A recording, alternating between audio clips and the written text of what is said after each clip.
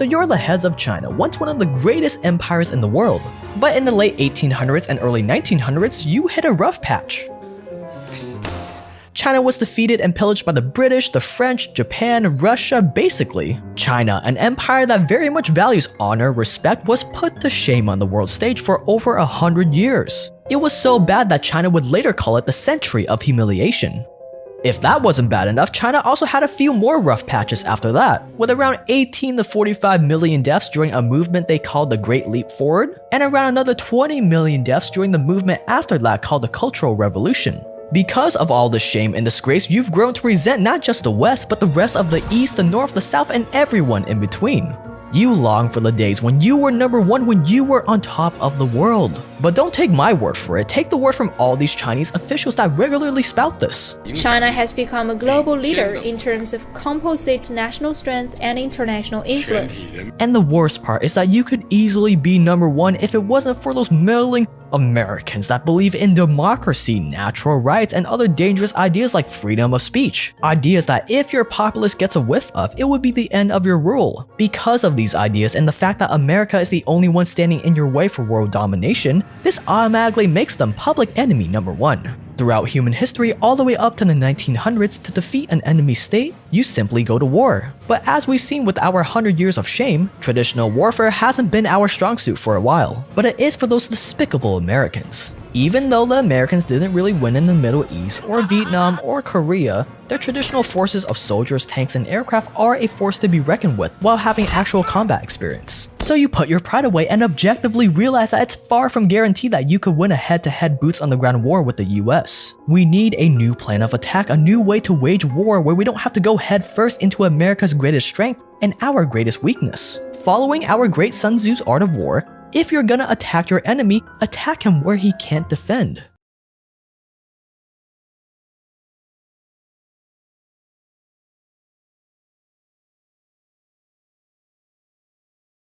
Of the two other founders, Opal Tometi and Patrice Cullors, chanting, we have nothing to lose but our chains, which is obviously straight out of the Communist Manifesto. Many see the slogan Black Lives Matter, or BLM, as a noble plea for equal treatment under the law.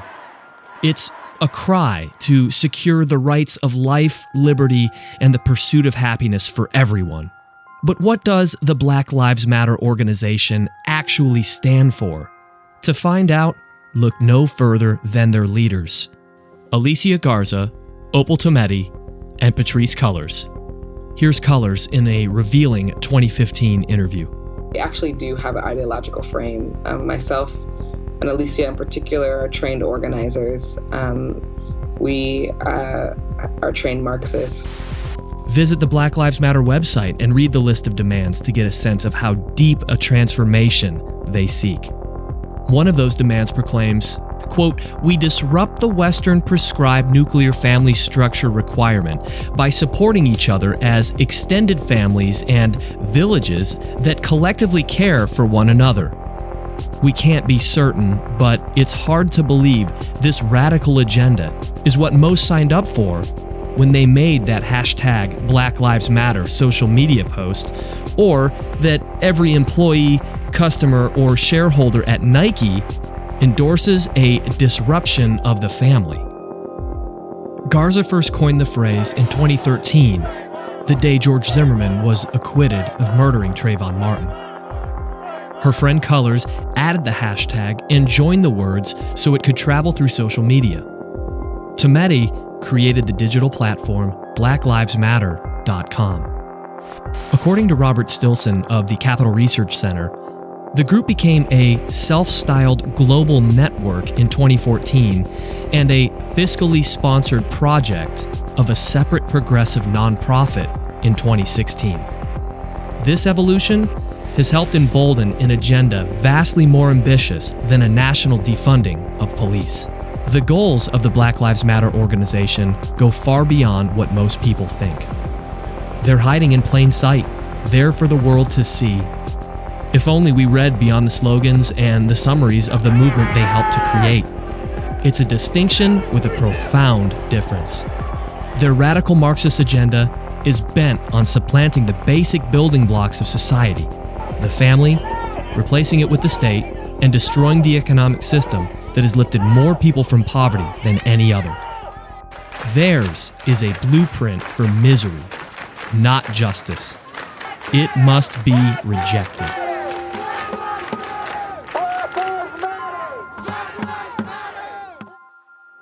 Black Lives Matter leaders are tied to international communism and Palestinian terrorism. BLM was founded in July 2013 by 3 lesbian Black Marxists. Myself and Alicia in particular are trained organizers. We are trained Marxists. Opal Tometi is a strong supporter of Venezuela's Marxist dictator, Nicolas Maduro. Both Opal Tometi and Alicia Garza are involved with the German revolutionary organization Rosa Luxemburg Stiftung. Based in Berlin, with offices in Beijing, Moscow, and Manhattan, the organization was established by former East German Communist Party leaders to build a new wave of international socialist revolutions. We are bringing together socialist leaders from across the United States, from Canada and Europe, leaders of local struggles in the communities, leaders of labor, of social movement networks, leaders of socialist parties. All 3 BLM founders are affiliated with a faction of the pro-China Communist Party, Freedom Road Socialist Organization, now known as Liberation Road. Alicia Garza is a member of Left Roots, a front for Liberation Road. Garza and Patrice Coolers are allies of Left Roots comrade Alex Tom, a well-known supporter of Communist China who openly supports BLM. Alex Tom was executive director of the Chinese Progressive Association, which is the main funder of Alicia Garza's Black Futures Lab, a Black voter turnout group. Based in Boston and San Francisco and run by Maoist communists for more than 50 years, the Chinese Progressive Association is the Chinese Communist Party's main grassroots support group in the U.S. The Communist Party of China openly and covertly supports BLM. The Chinese Foreign Ministry and the Communist Party's Global Times have been engaged in a malicious disinformation campaign, deliberately stoking racial tensions in the U.S., and U.S. Customs has seized items coming from China this year that would be very handy for protesters. Patrice Coolers was mentored for many years by Maoist communist Eric Mann, a veteran of the ultra-violent Weathermen and the Pro-China League of Revolutionary Struggle.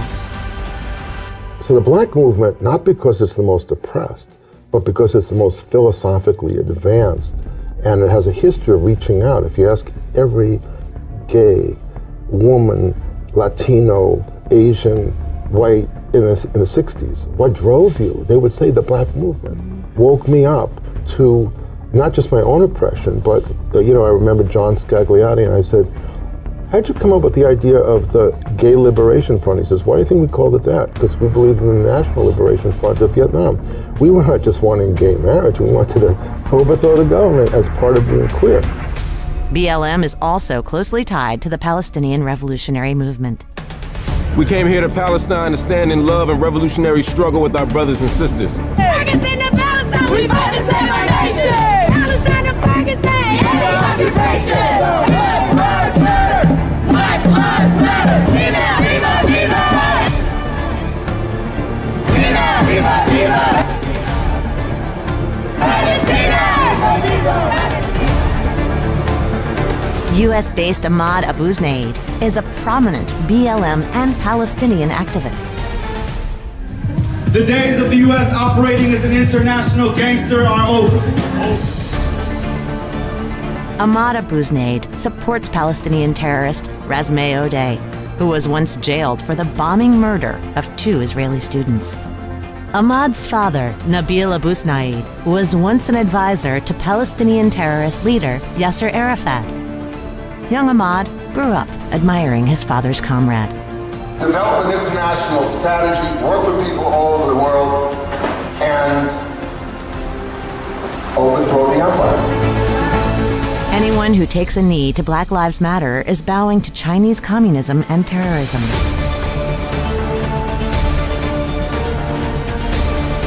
Shame.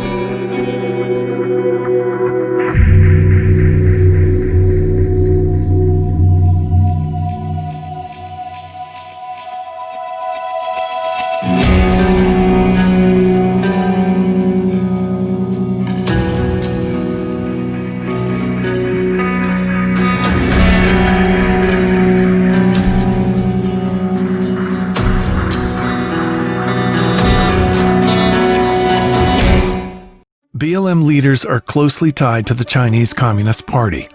The main connection is through Asians for Black Lives, which is controlled by the San Francisco-based Chinese Progressive Association, or CPA. I've been honored and humbled to throw down with folks over the last 7 to 8 months in the name of Black Lives Matter. And I've been really humbled by our co-conspirators, Asians for Black Lives.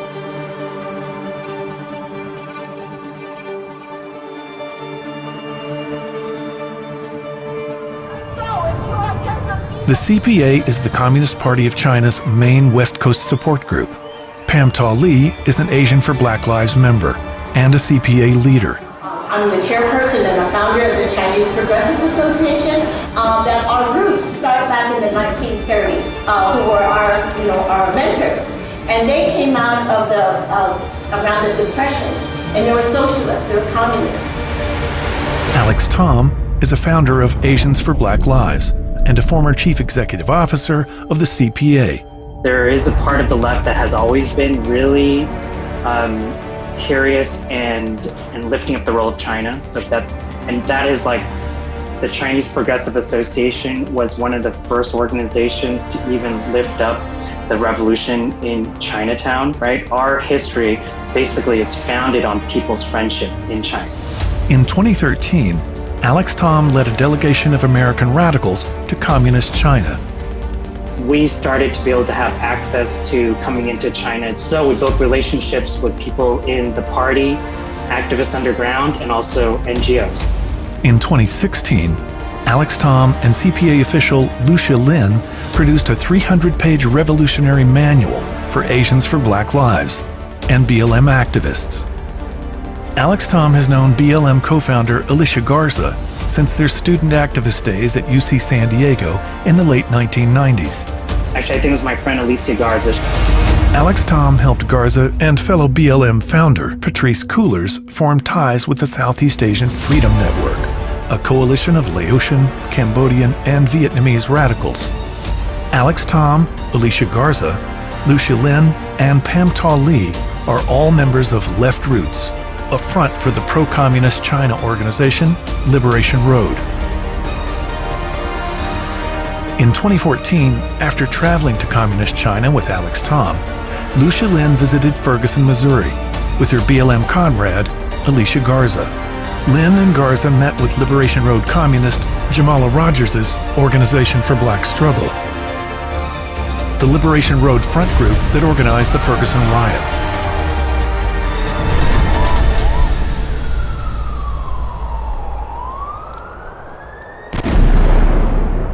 CPA funds Alicia Garza's far-left voter mobilization organization, Black Futures Lab. China has had a very important role in funding left experiments.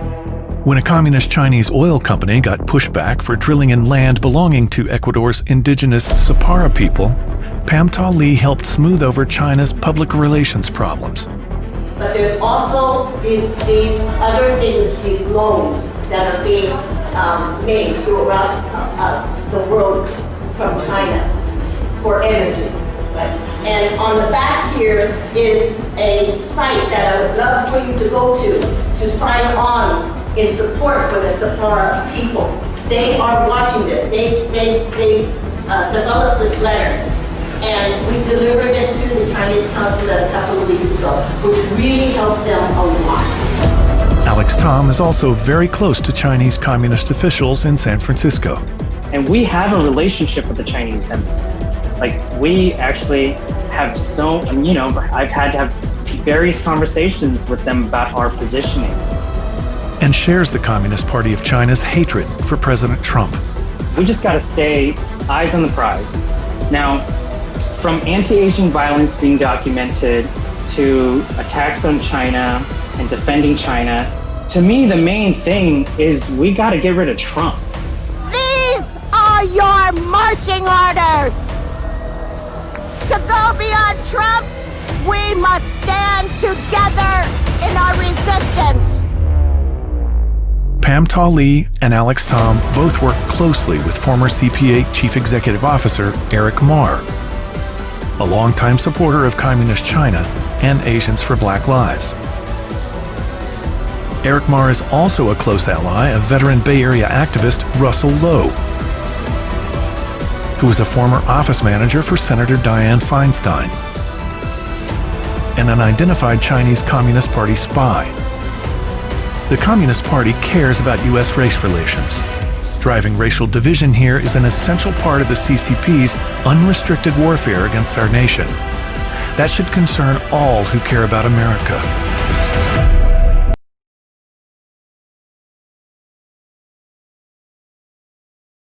One of the mob's weapons of psychological warfare is humiliation and ritual public shaming. And I'm not just talking about social media cancel culture. I'm talking about literal public shaming in public.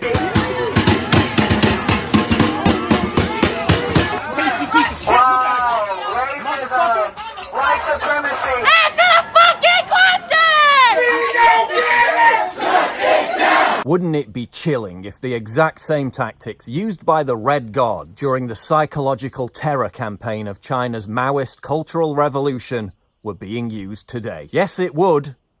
And yes, they are. During the Cultural Revolution, dissidents and opponents of the revolution were publicly humiliated and shamed in the streets by baying mobs of Marxist-Leninist agitators. At the time, these displays were known as struggle sessions. The goal was to use verbal and physical abuse to force the accused into expressing both physical and ideological fealty and ultimately confessing their thought crimes. So what were the characteristics of Maoist struggle sessions? The mob would subject the target to repeated rhythmic chants as a form of re-education.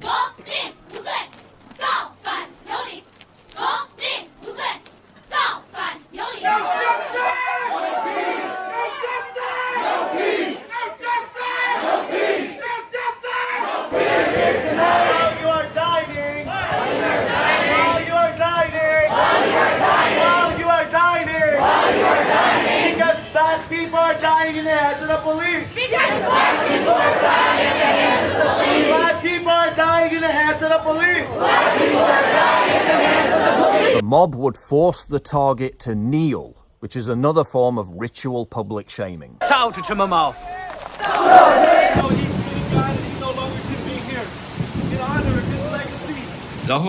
They ordered us to get down on our knees. So if they see that a white person is getting on their knees, that shows solidarity for the situation.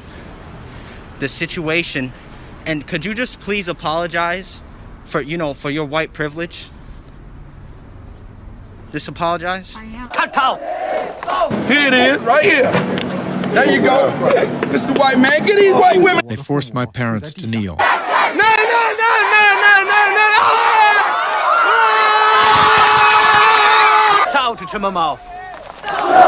The target was made to wear blackboards describing their alleged crimes and sins. The highest-ranking victims were brought out for public humiliation before mass meetings in a football stadium. They wore placards around their necks with their names crossed out like common criminals. You want to get fucked up tonight? Would you still want the flag up? Don't look at me in my eyes. What is this with your history? What's wrong with you, son? We'd seen a lot of this in revolutionary films as we were growing up.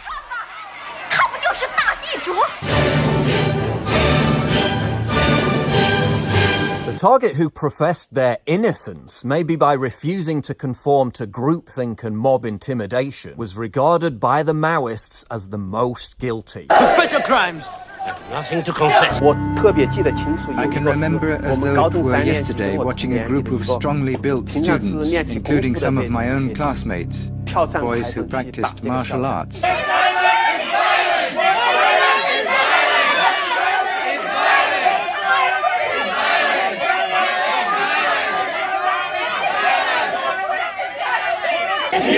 That black trans lives matter. That black trans lives matter. We ask you to raise your hand up in the air. We ask you to raise your hand up in the air. In solidarity. In solidarity. In solidarity. In solidarity. Of all black and brown. Of all black and brown. Murdered by the police. Murdered by the police. Mao keep taught us they have to receive the re-education. We demand you! We demand you! I really wanted to beat him because I felt such hatred. The past was still too close. Look what they're doing. Look at this. This is Marxism, cultural Marxism to a T. They create the unrest. And then they get upset when someone actually speaks up for themselves. And now they've ruined a peaceful evening. We had live music out here. They're ruining this evening just because someone actually spoke up for himself. Who said all lives matter? This white boy. The dude with the greasy ass hair. Black lives matter. Black lives matter. Black lives matter. The mob would be incited to target landowners who they were indoctrinated to believe were the architects of their oppression. Those rounded up were made to write self-denunciations. They wore names on their backs: capitalist, landlord. Wake up! Wake up, motherfucker, wake up! Wake up! Wake up, motherfucker, wake up! Mao argued that the peasant violence was an inevitable response to landlord oppression. To redress past wrongs, it was necessary to go to extremes. If your name's Tucker or Doug, whichever one it is, give up your house, give black people back their homes. You're sitting there comfortable as fuck, as if you didn't help gentrify this neighborhood. The mob would be incited to attack religious shrines. Throughout the country, churches were closed, clergy unfrocked, religious symbols smashed.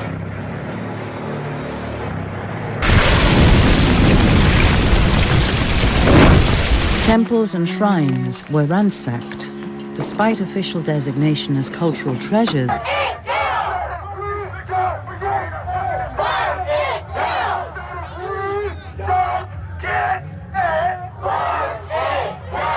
the mob would be encouraged to erect their own murals and shrines to honor and ordain their ideological deities. The statue of the Virgin Mary was replaced by a portrait of Mao. One form of worship gave way to another. The goal of the mob was to rid the country of the old ideas by enacting reverse cultural imperialism. There was to be a new revolution, a cultural revolution, a revolution in people's thinking. All ideas contrary to Mao's thinking and the objects that represented them had to be destroyed.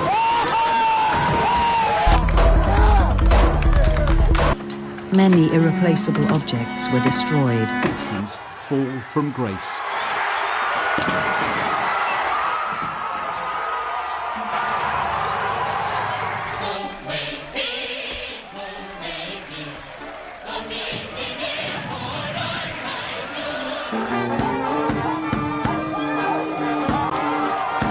Also statues of David and the like, the kind used in drawing classes. The rebels were full of themselves. They struck poses as they smashed everything.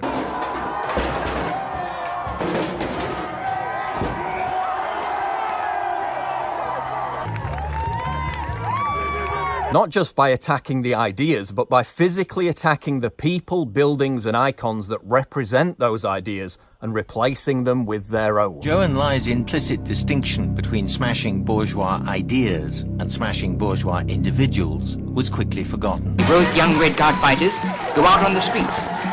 That is, the old ideas, old culture, old customs and old habits left over by the old society which spread feudal poison and symbolized imperialist aggression and capitalist exploitation.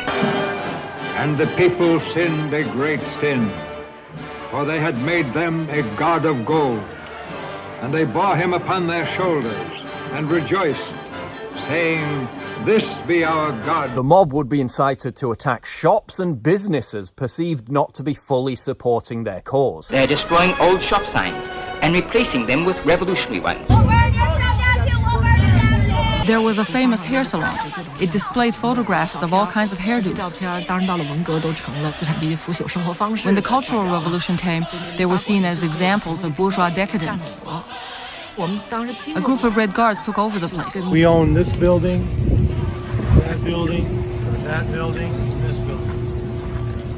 which are all destroyed. The mob would be incited to target street signs and lobby for street names to be changed. In doing so, re-educating their class enemies to be ashamed of their heritage. The scum and dregs, such as street names insulting the Chinese people, left by imperialism and revisionism, must be completely destroyed. There have been many campaigns across the country, from renaming Liverpool's Penny Lane. We've got to recognise that our public realm, statues, squares, street names, don't accurately reflect our values or London in 2020. They are putting up quotations from Chairman Mao Zedong. The Chinese people will go all out to establish the new ideas, new culture, new customs and new habits of the proletariat. The mob would be incited to believe that looting and stealing is merely the just reappropriation of wealth. We knew our home would be a target sooner or later. We fit the category. My parents had both been capitalists. Finally, one day, the Red Guards came charging in and turned our house upside down. This is a business that my parents started 40 years ago, small, out of their garage. You didn't do anything to anybody. Why did we deserve it? Former capitalists who had long since given up their assets. The local police asked the Minister of Public Security if the Red Guards should be stopped. No, that would be unwise. Now, I'm not saying that the activities of BLM have reached anywhere near the level of terror dished out by the Red Guard. But I'm starting to notice some similarities. Victims of the Maoist Cultural Revolution were not just publicly shamed for their beliefs, they were executed for them. Of course, that would never happen in America, would it? One person wearing a Patriot prayer hat was shot and killed in Portland last night. He was a fucking Nazi! Our community held its own! And took out the trash! Dissidents and thought criminals who refused to cave to the mob were also taken to re-education gulags. Of course, that would never happen in America, would it? They also believed that their immediate responsibility would be to protect against what they called the counter-revolution. And they felt that this counter-revolution could best be guarded against by creating and establishing re-education centers in the Southwest. Where we would take all the people who needed to be re-educated into the new way of thinking and teach them how things were going to be. I ask, well, what is going to happen to those people that we can't re-educate, that are die-hard capitalists? And the reply was that they'd have to be eliminated.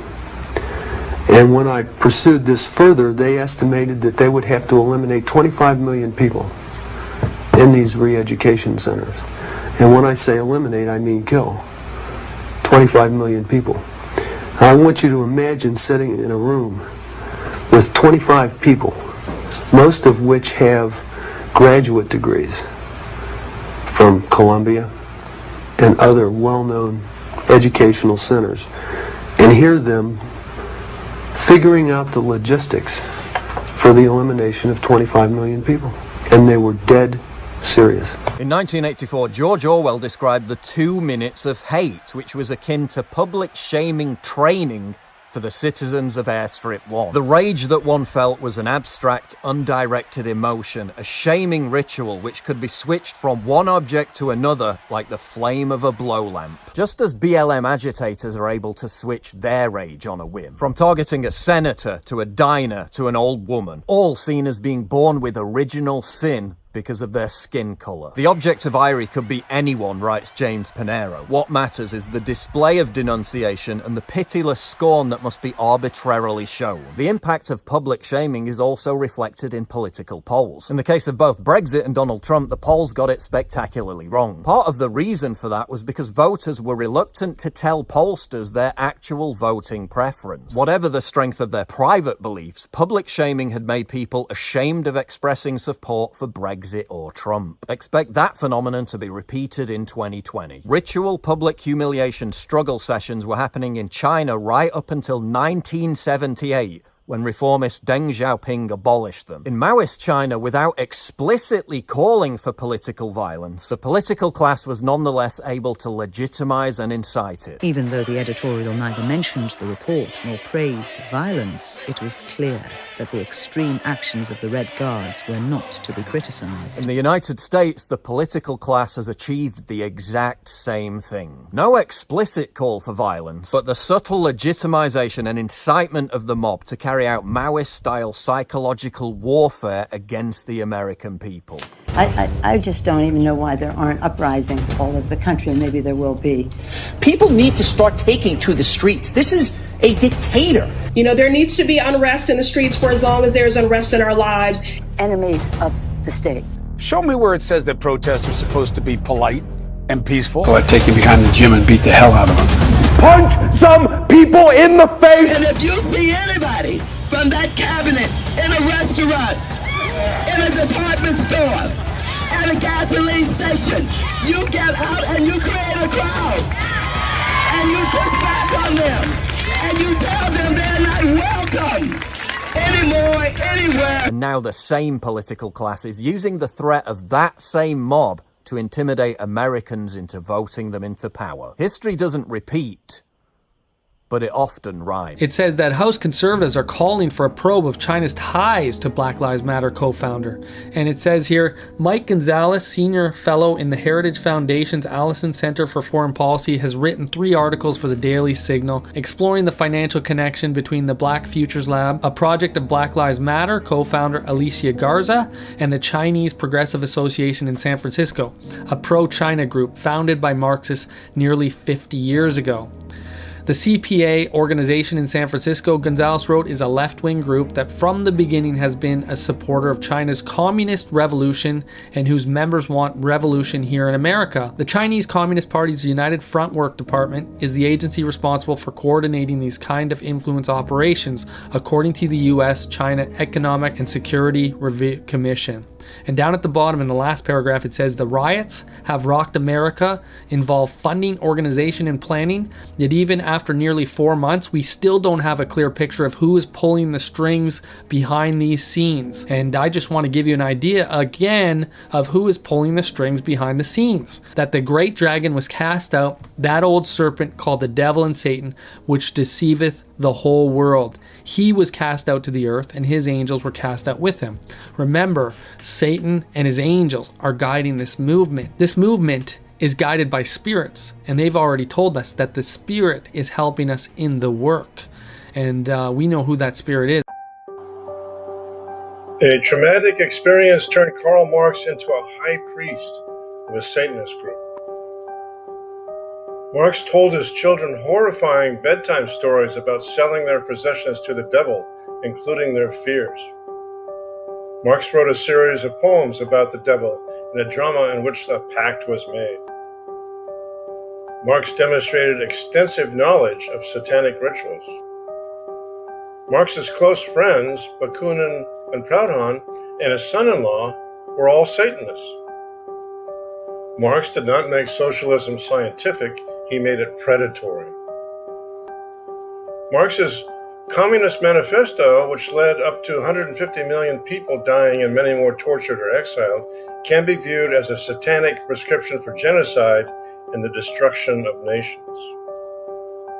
Evidence that Marx was a Satanist. Much like the devil attacked God, Marx's theory attacked Christianity to establish a communist state. Marx received letters from his son with the salutation, "Dear Devil." Marx's wife in letters referred to him as bishop and high priest, which is specific to satanic cults. A letter from his father showed concern that Marx had been possessed by a demon. As we discussed previously, Marx was hired to update Adam Weishaupt's work, who was a prominent Illuminati who were in turn occultists.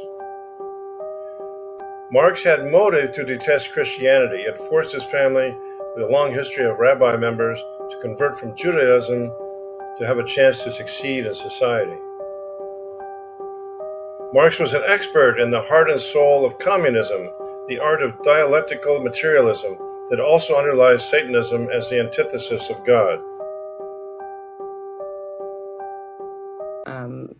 We are trained Marxists.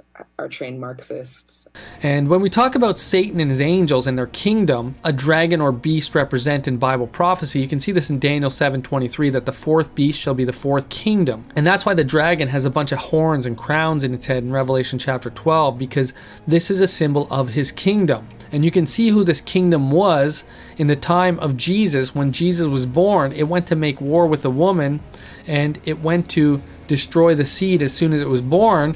But we read in the book of Matthew 2:16 that Herod was exceeding wroth, sent forth and slew all the children that were in Bethlehem. Revelation 12:17 tells us the dragon was wroth with the woman. He's the one who makes war with the seed, and that seed is Christ.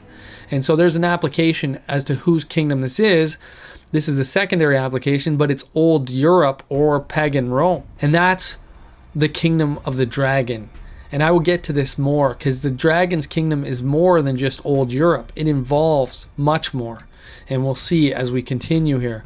So let's keep on going here. Remember, Rome, the then modern world. That's what Rome was. Rome was the then modern world.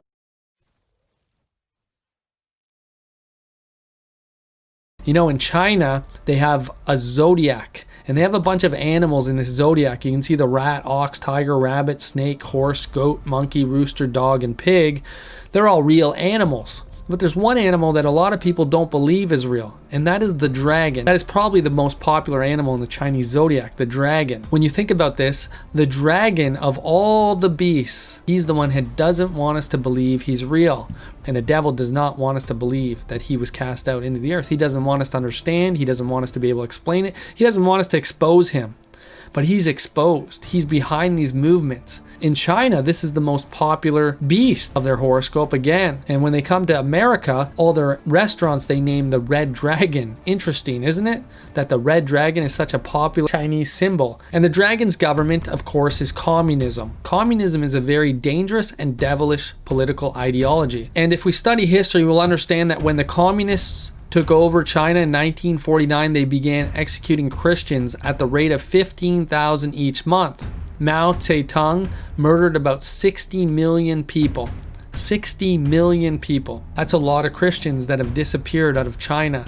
And you know, it's interesting who it is that makes war with the remnant of her seed. It's the dragon. And the dragon is the one that is trying to murder the children of the mother of us all in Revelation chapter 12. He's the one that it says that the dragon was wroth with the woman, and he went to make war with the remnant of her seed, which keep the commandments of God and have the testimony of Jesus Christ. The devil is using armies to destroy. He's using the kings of the earth. He's making war.